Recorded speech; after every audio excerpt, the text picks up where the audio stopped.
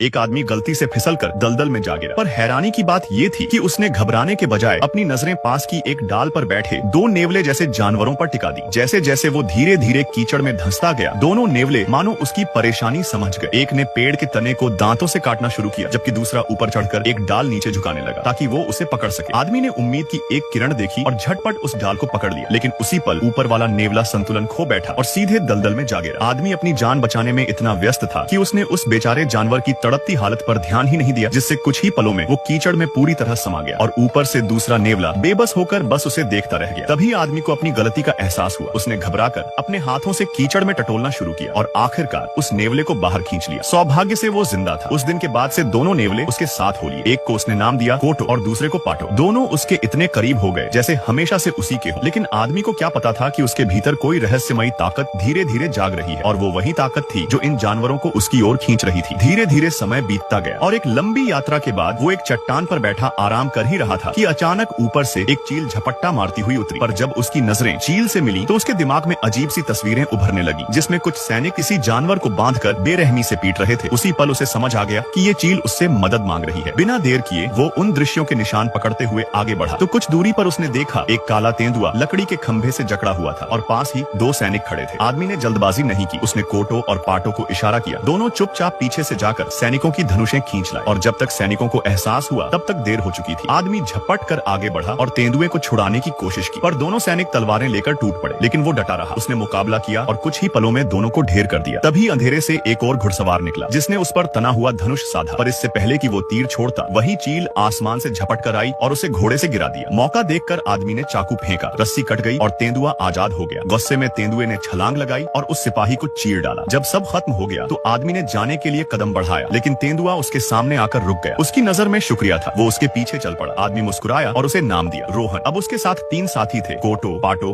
और रोहन।